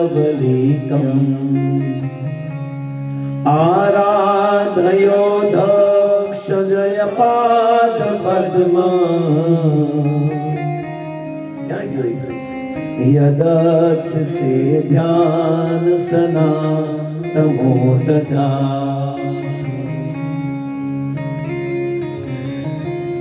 सूरज ने सुंदर शिक्षा दी। बेटा अभी थोड़ा डांटा तो उनको थोड़ा, इतना डांटा तो थोड़ा उनको वो लग गया ना कि मुझे क्यों डांटा। फिर बेटा देख मेरे प्रिय बेटे, थोड़ा अपना टोन थोड़ा लो किया। देख बेटा, तुम्हारी जो विमाता सुरुचि है और तुम्हारी जो विमाता सुरुचि ने जो भी कहा है, यद्यपि वो सुनने में कटु है, सुनने में वो आतिष्ठ तत्ता विमर्श सत्व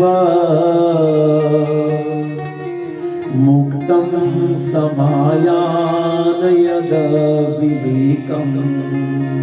ये बहुत हार्ड है, मुझे मालूम है बेटा। तेरी विमाता, तेरी सौतेली माता ने जो कहा ना, वो बहुत हार्ड है, बहुत कष्टप्रद बात है, बहुत कटु वचन किया,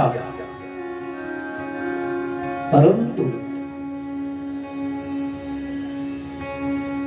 किंतु है सत्य। कटुवचन क्या, परंतु है सत्य। देखो देखो, अपनी विरोधी को भी वो क्या कर रही है, जो सत्य है ना उनको सत्य बोलना ही चाहिए। अतः तुम उसी सिंहासन पर बैठना चाहते थे ना, तुम्हें आपके पिता, तेरे पिता के गोद में बैठना था, सिंहासन पर बैठना था, चाहते हो, पर जिसमें तुम्हारे सौतेले भाई उत्तम बैठेगा, तो तुम अपना ईर्ष्या भाव त्याग कर तुरंत ही अपने विमाता के आदेश का पालन करो। ऑलरेडी बैठा था सुरुचि का पुत्र उत्तम गोद में बैठा था, तो तुरंत तू क्या कर, जो बुद्ध कितना ऐसा झगड़ा करने के लिए नहीं बता रही है, समकक्ष पक्षपात भी नहीं ले रही है, पर समझा रही। अगर देख सुरुचि का पुत्र बैठा था तो क्या बैठने की जरूरत, बाद में बैठ जाता, पर सुरुचि ने जो कहा वो सुनना चाहिए तुझे, सही कहा। तुम अपना ईर्ष्या भाव त्याग कर तुरंत अपनी विमाता, सौतेली माता के आदेश का पालन करो। यानी यहाँ पर सुनीति बोल रही है कि वो सच बोल रही है। ध्रुव अभी अकेला हो गया, उनको लगा कि ये माँ मुझे कम से कम फुसलाएगी, नहीं बेटा बराबर है, चिंता मत कर, रात को जब ये सो जाएगी ना तो दूध देने के लिए तू जाना, मैं उनमें विष डाल दूंगी। ये कोई योजना नहीं है, ये कोई प्लानिंग नहीं है। और हमारा सबका प्लानिंग चलता है ना, सामने वाले को गिराने का पूरा क्या चलता है, प्लानिंग चलता है। और फिर उनाड़ा में हरिद्वार में नावा जी पाप धोने के लिए हर हर गंगे सब पाप को धो लेना, साफ कर लेना। गंगा पाप तो साफ करती है, 100% गंगा का स्वभाव है कि कोई भी व्यक्ति उनमें जाए तो पाप को धो देती है। परंतु उसी पाप को धो देती है, संत कहते हैं उसी पाप को धो देती है जो अनजाने में किया हो, और जो प्लानिंग के साथ पाप किया हो उनको गंगा भी नहीं साफ कर सकती। उनको गंगा, क्योंकि हमारा पाप कैसा है, प्लानिंग वाला पाप, अनजाने वाला नहीं है। प्लानिंग करके बराबर उनको उनके बाटली में उतारो धंधों से आपका। प्लानिंग वाले पाप को गंगा भी साफ नहीं कर सकती। इसलिए हमें सावधान रहना है, हमें सावधान रहना है। बेटा तेरी माता ने जो कहा एकदम परफेक्ट कहा, बेस्ट कहा, ये मान लेना चाहिए तुझे। तो बोले माँ ने क्या कहा? भूल गए बेटा? तेरी सौतेली माता ने कहा कि अगर तू तेरे पिता के गोद में बैठना चाहता है तो भगवान पुरुषोत्तम भगवान कृष्ण के चरण की पूजा में लग जा। ये कहा ना, तपस्या कर, कठिन तपस्या करके भगवान को प्रसन्न कर। एकदम तेरी माता ने बराबर कहा। ध्रुव महाराज थोड़ा अंदर जो उनकी आग थी ना थोड़ी शांत हुई, परंतु पूर्ण रूप से तो नहीं हुई। और शिक्षा दी, क्या कहा? देख बेटा, तेरी इच्छा पूरी करनी है तो एक ही व्यक्ति पूरी कर सकता है। वो कौन है? भगवान कृष्ण। यस्याभि पद्मं परिचर्य विश्व विभावनाया तगुणाधिपते अजोद्यतिष्ठं खलु पारमेष्टं पदं जितात्मं स्वसनाभिवाद्यम्। सुनीति ने कहा भगवान इतने महान है, भगवान इतने कृपालु है, भगवान इतने दयालु है कि ब्रह्मा ने मात्र उनके चरण कमल की पूजा के द्वारा ब्रह्मांड के सृष्टि करने की योग्यता को प्राप्त कर ली। देखो ब्रह्मा जी का एग्जांपल दे रही है, क्योंकि आगे तो कोई था नहीं, तो क्या एग्जांपल दे रही है सुनीति? ब्रह्मा जी ने भगवान के चरण कमल का आह्वान किया और उस चरण कमल के कारण भगवान ने ब्रह्मा जी को इतनी शक्ति दी कि पूरी सृष्टि का सर्जन करने की ताकत दे दी। देखो पूरी सृष्टि का सर्जन। यद्यपि भगवान अजन्मा है और सभी जीवात्माओं के प्रधान है, यहां पर एकदम तत्व से बता रही है सूर्य जी, सभी जीवात्मा के मूल है, किंतु उस उच्च पद पर भगवान की ही कृपा से आसीन है। हालांकि ब्रह्मा जी जो उच्च पद पर बैठे हैं, श्रेष्ठ लेवल पर बैठे हैं, जैसे तेरे पिता उत्तान पर बैठे हैं वैसे ब्रह्मा जी श्रेष्ठ लेवल पर बैठे हैं। तो उस लेवल पर इसलिए बैठे क्योंकि भगवान के आसीन है, वो भगवान के समर्पित है। अगर भगवान का समर्पण नहीं होता तो ब्रह्मा जी को यह पद नहीं मिलता। और इनडायरेक्ट सुनीति बता रही कि बेटा तेरा पिता भी जिस पद पर बैठा है वो पद का कारण भगवान ही है, और तुझे भी कहां बैठना है?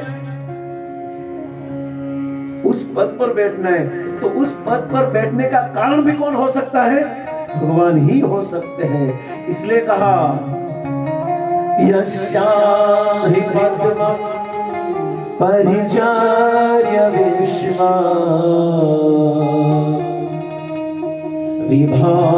विभावनाया तगुणाधिपते।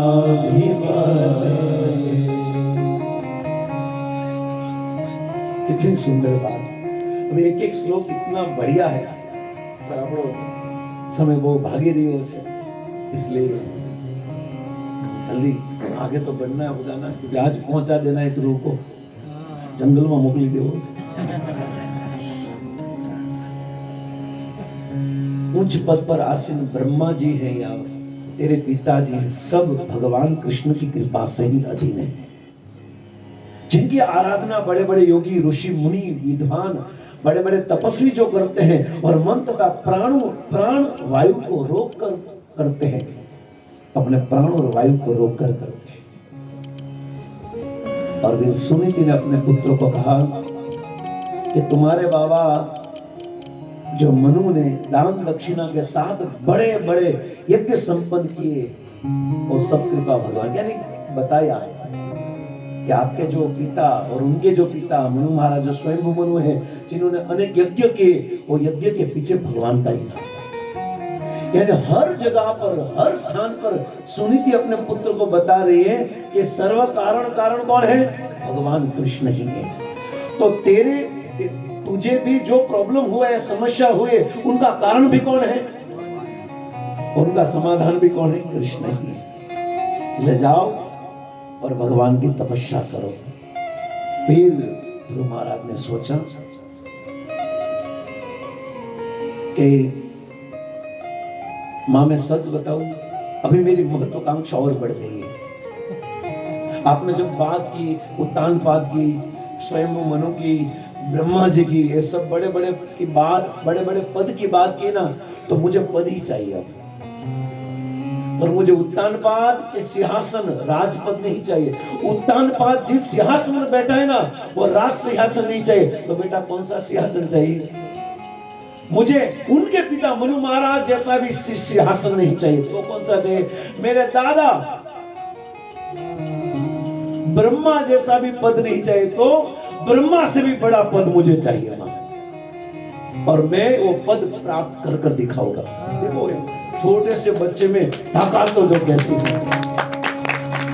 और सपना भी देखना है तो छोटा मत देखो भाई, कहने का तात्पर्य है बनना है तो बड़ा बनो। रूपा जी कहते शिकार करना है तो गेंडे का करो ना, मच्छर मार के क्या होगा भाई।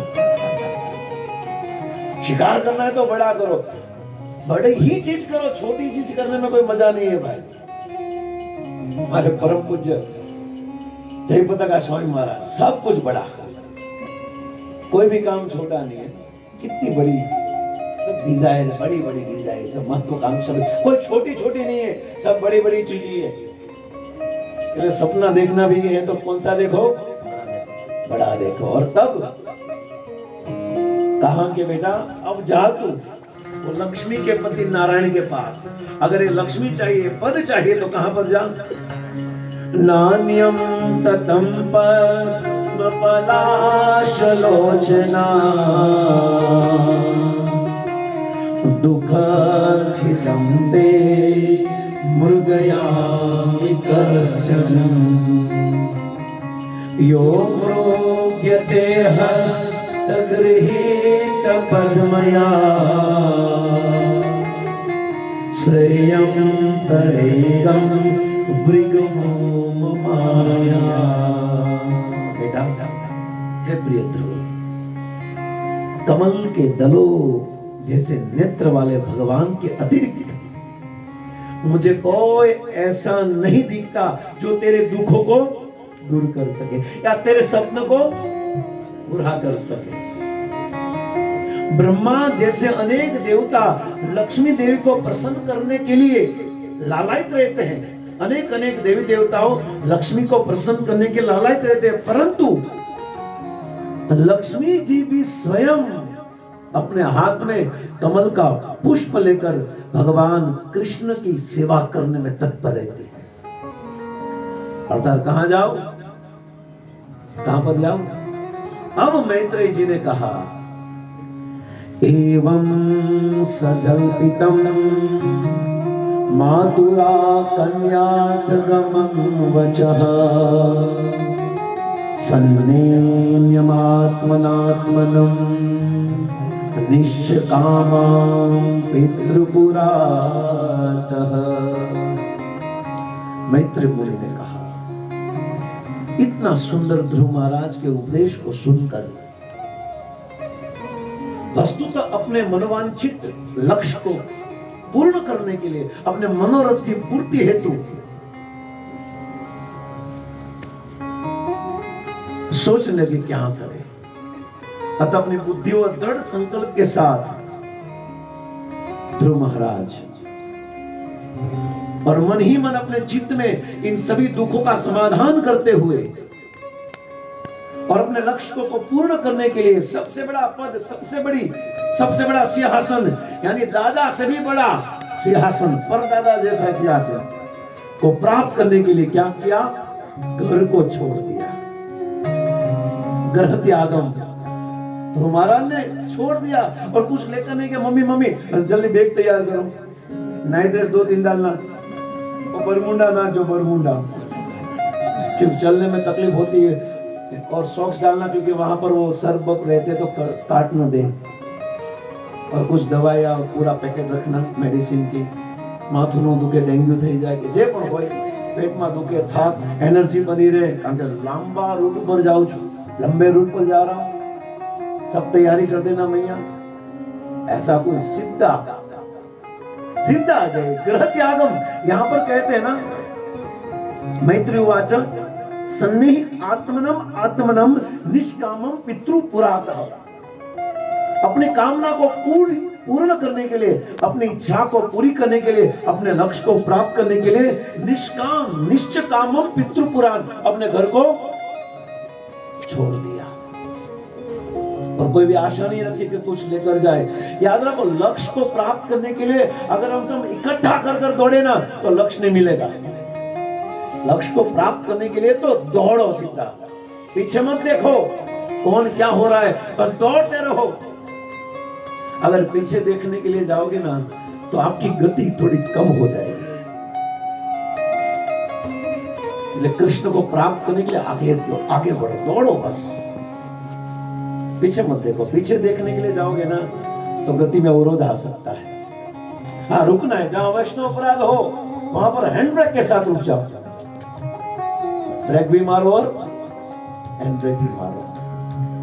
पर जहां पर भजन भक्ति साधु संग हरि कथा हरि नाम मिल रहा, वहां पर तो आंख बंद कर दौड़ो, और उस दौड़ने में कोई न पतेत न खलेत, उनमें कोई दुर्गति भी नहीं। दौड़े घर को छोड़कर।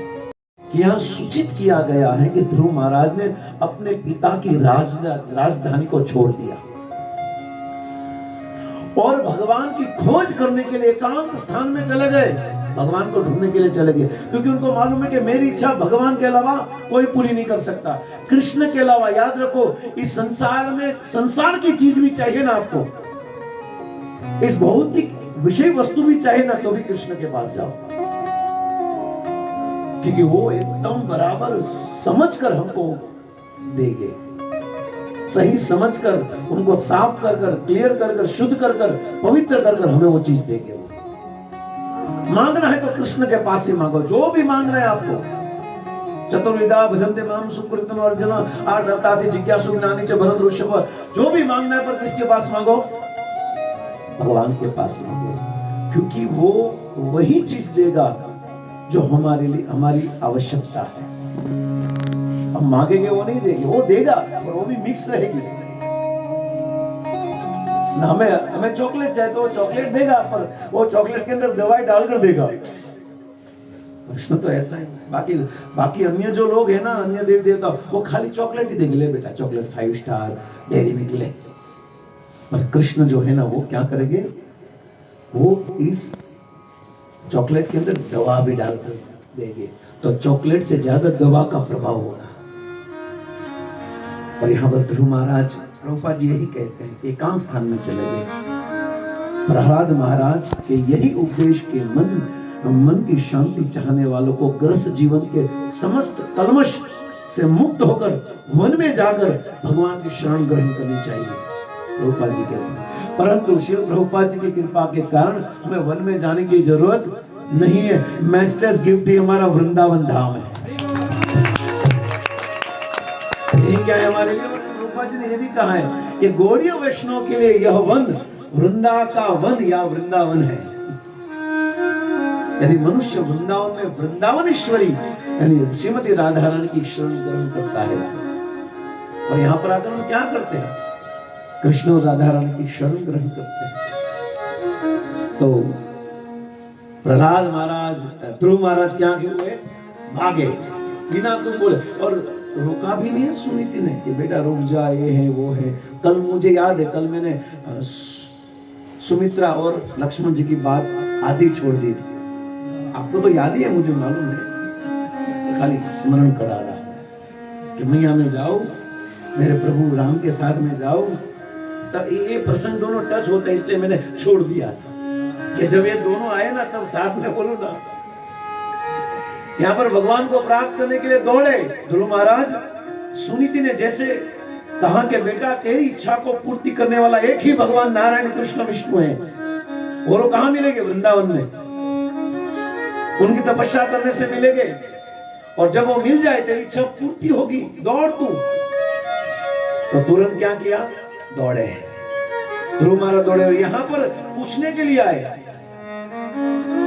लक्ष्मण सुमित्रा को कि मां मैं जाऊं, प्रभु श्री रामचंद्र जहां वनवास में जा रहे तो उनकी सेवा करने के लिए कोई नहीं, तो मैं वहां उनके साथ जाऊं।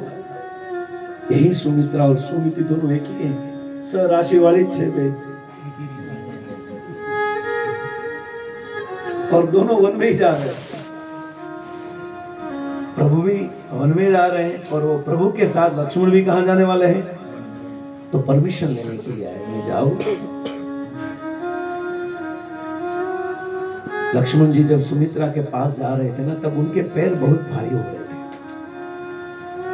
उनको लग रहा था कि घर में माता के पास जाओ, और माता के पास जाकर कहूं कि मुझे प्रभु के साथ वन में जाना है, तो निश्चित तो मुझे रोक देगी, मुझे वो वहां पर उनके स्नेह की जंजीर मुझे पकड़ लेगी। इसलिए मुझे ऐसा लग रहा है कि मैं मां के पास न जाऊं, सुमित्रा के पास न जाऊं। फिर भी गए, और एकदम उनके पैर कांप रहे थे, और हाथ जोड़कर कहा कि मां मैं प्रभु के साथ वन में जा चाहता हूं, अगर आपकी परमिशन है। मैं आपकी परमिशन लेने आने नहीं वाला था, पर राम ने कहा कि जाओ, लेकर आओ, क्योंकि इस शरीर पर अधिकार मां आपका है। चैतन्य महाप्रभु ने भी संन्यास लिया तो निकट ही रहे, तुम सच्ची माता के निकट रहे, बहुत दूर नहीं गए कि मां जब आपकी इच्छा हो ना तब आप दर्शन के लिए आ जाए। सुमित्रा के आंख में आंसू आ गए और कहा कि मुझे आज तक ऐसा लग रहा था कि तू मेरा पुत्र है, परंतु आज मुझे ऐसा लग रहा है कि तेरा लालन पालन पोषण करने में कुछ मेरी त्रुटियां रह गई है, कुछ खामी रह गई है। और राम जहां पर जा रहे हैं वन में, और उनकी सेवा करने का अवसर मिल रहा है, तो क्या तू मुझे पूछने के लिए आ रहा है या मेरे दूध पिलाने में कुछ गलती हो गई है? क्या बात कही। पुत्रवती जुबती जग सोई, रघुपति भगत जातु सुत होई। बेटा वही पुत्रवती माँ है जिनका पुत्र राम का भक्त है। राम या कृष्ण का जो भक्त है ना, वही माँ पुत्रवती है। न तरुबांझ बियानी राम विमुख जे हित जानी। पर जो राम और कृष्ण के भक्त नहीं है ना, जिनका पुत्र राम और कृष्ण का भक्त नहीं है ना, वो मां होते हुए भी बांझ है। सुमित्रा ने कहा। बहुत प्रसन्न हो गए लक्ष्मण जी, दौड़कर प्रभु श्री रामचंद्र के पास गए। पर यहां तो यही उपदेश को लेकर ध्रुव महाराज गए, और जैसे ध्रुव महाराज दौड़े, कुछ नहीं आता, और दौड़े वन में चले गए। और वन में चले जाने के बाद एक अद्भुत घटना होती है, उनको हम कल सुनेंगे। मैंने कहा था ना, आज तो ध्रुव महाराज को छोड़ दे, वार लागे ना जी पहुंचता। 15-20 कलाक तो लागे, 24 कलाक लागશે ना, अपने 15-20 घंटे तो लगेंगे ना पहुंचने, तब तक कल तक पहुंच जाएगी। और कौन मिलेगा वो हम कल चर्चा के इसी क्रम से हम धीरे धीरे इस भागवत को प्रभुपाद जी ने जैसे सिखाया है, प्रभुपाद जी के तात्पर्य से इस भागवत को सुनने का, समझने का और जीवन में उतारने का प्रयास करेंगे। धन्यवाद आप सभी का। आज के इस चौथे दिन को यहाँ पर विराम देते हैं। जिनके यजमान पद पर हमारे स्वर्ण गौर हरि प्रभु और उनके परिवार हैं, जो तन और मन से तो बहुत सेवा कर रहे हैं, परंतु साथ साथ में धन से भी सेवा कर रहे हैं। धन्यवाद। हमारे इसमें गिफ्ट के लीडर हैं और बहुत सुंदर रूप से इस केंद्र को, सेंटर को चला रहे हैं और आप सबको खूब पोषण दे रहे हैं। जहां जहां जितनी जिनको जो जरूरत है वो पूरी पाड़ते हैं। और सुप्रिया माता जी दोनों, तो आप सब बहुत बड़े भाग्यशाली हो कि ऐसे आदर्श गृहस्थ वैष्णव गुरु के रूप में हमें मिले हैं, जो हमें भक्ति सिखा रहे हैं। और भक्ति में जो भी रुकावट आए तो रुकावट को दूर करने का, समस्या का समाधान भी दे रहे हैं। और जब तक जरूर पड़े कुछ हमारे अंदर गलतियां हैं तो सुधार भी रहे। और गुरु का काम यही होता है कि हमारे अंदर कुछ गलतियां आ जाए, जिसके कारण सेवा से, समर्पण से, शरणागति से और भगवान से दूर हो जाए, तो उनको पकड़ कर खींच कर लाते हैं। यही गुरु का काम है। तो धन्यवाद। आज के यजमान स्वर्ण गौर हरि प्रभु और उनका परिवार, भगवान से प्रार्थना करें, खूब प्रचार करें, खूब प्रचार करें। और आप सब भी भाग्यशाली हो, क्योंकि ये तो द्वारका जैसा ही है। यहाँ पर भजन में सबको लगाना बहुत कठिन है। ये तो भोग की भूमि है। यहाँ लोग घूमने के लिए आते हैं। वराचाड़ा रखड़वा यहाँ आवे छे। यहाँ तो मौज मस्ती वाला ये एरिया है यहाँ पर ऐसी एरिया में, जैसे भोग वाले एरिया में भी आप सब खूब सुंदर रूप से भक्ति में जुड़े हो। उनका श्रेय जाता है ये परिवार को, स्वर्ण गौर सुप्रिया माता। Thank you very much. आज के सत्र को विराम करते हैं महामंत्र के उच्चारण के साथ। हरे कृष्णा कृष्णा कृष्णा हरे हरे, हरे राम